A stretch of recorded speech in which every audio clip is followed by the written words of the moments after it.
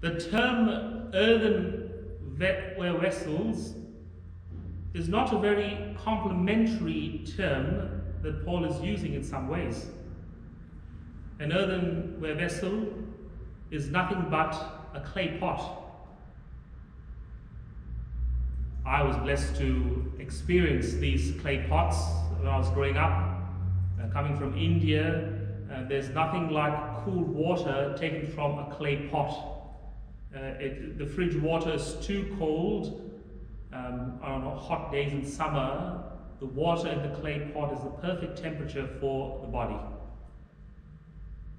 I grew up where I used to having food from clay pots as well, and those cooking food in those clay pots are so yummy.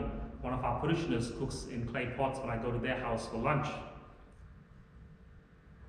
The clay pots, they are beautiful, but they're also in a way fragile. If you knock them somewhere, it'll crack. And so often around us there are so many crackpots. And we know that quite well because we could be one of them from time to time.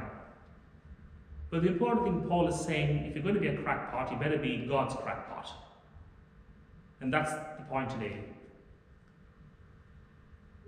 The clay pot itself is very earthenware. It's very simple, very down to earth. There's nothing to it. But it's not there for its own purpose. The clay pot is there to hold something. And Paul is calling us these earthenware vessels, these jars, because we are not holding something, we are holding God Himself. When we are baptized, the Father and the Son sent the Holy Spirit into us. And that is how we become God's children. So we house the Holy Spirit. Our bodies are the temple of the Holy Spirit. Jesus in the Eucharist gives us His very self to strengthen us and to give us the ability to live the fullness of life on earth. The Holy Spirit confirmation empowers us to go out and to be witnesses of this love of God for all people. And Paul is saying, sometimes rather than showing the immensity of God's grace in our life, we show the crackpots that we are. We draw attention to ourselves. When we struggle, and we all do struggle, we have family struggles, relationship struggles in families, spousal difficulties, children related to parents, siblings related to each other, and spouses are separated and divorced, when families are split. There is so much of struggle and suffering in our lives. And add to all of it our financial struggles. But Paul is saying, don't allow these struggles to be it. They will just be clay pots. But rather never forget the grace that is poured into your soul, into your heart. That God is calling you to allow His grace to shine forth. So the way it's good to be a cracked pot because things leak out. In this way, God's grace comes out of us so others can see that God is with us in our struggles. And the only way they could see that is how we handle our struggles and our difficulties. In the midst of losing a loved one, how do we be this witness of Christ in hope?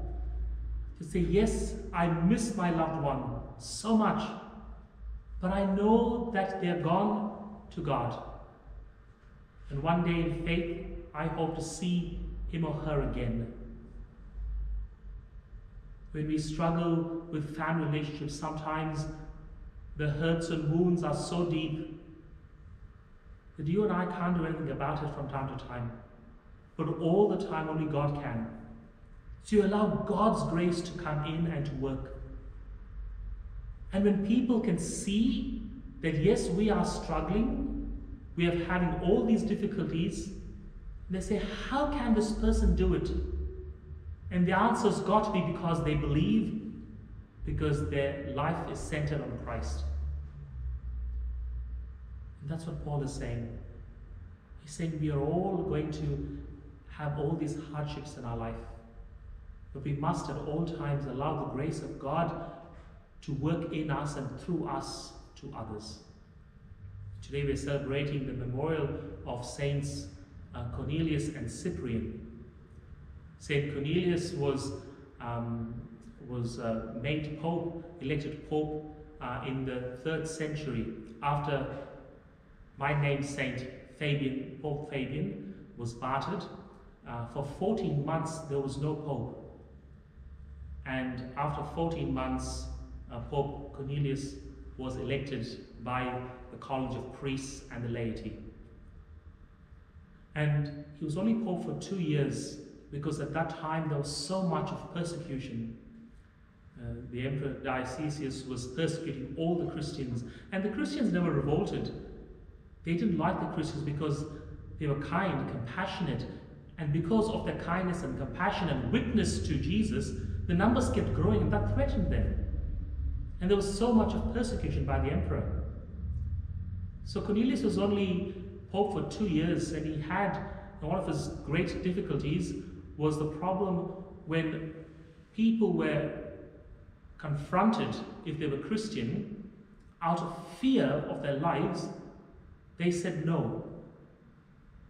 And the question was, how do we reconcile this people to God, because they denied having known Jesus? Well, thank God there was Peter who did that already, and Jesus forgave Peter because Peter asked for forgiveness. So the big problem was, can we forgive these people because they've denied being Christian? And so Cornelius had to deal with that. It was a big deal then.